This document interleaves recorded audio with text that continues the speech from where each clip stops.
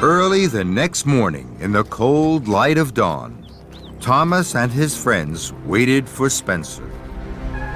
They could see a streak of silver engine puffing towards them. It was Spencer. Thomas felt worried. I can't do this, Percy. Yes, you can, Thomas. You always tell us we can do whatever we want to. So can you. The tracks were cleared for Spencer and Thomas, and both engines were coupled up to their heavy loads. Edward puffed forward. You will each take different tracks round the island. You may only stop for coal and water. Then Edward whistled long and hard. The contest had begun. Spencer and Thomas pumped their pistons.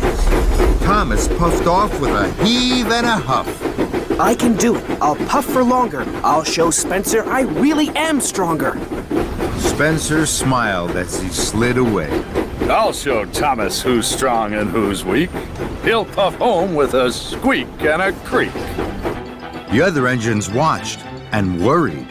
Then they blew their whistles long and strong. Good luck, Thomas! Thomas and Spencer puffed round the island. They clickety-clacked along the tracks. They whooshed through woods, and they huffed up hills. Spencer steamed and smiled. He raced and he roared. Thomas puffed and huffed. He heaved and he hauled. Silly little engine. When will he learn? You can do whatever you want to, and I want to win! Thomas was huffing up a steep slope. He was puffing and panting, and his axles ached. At last, he reached the top. Hooray! I did it! Then there was trouble. There was a clang and a prang. Thomas gasped. Cinders and ashes! I've broken my brakes! Thomas's wheels started to whir and to wobble. He flew faster and faster down the hill. Oh no!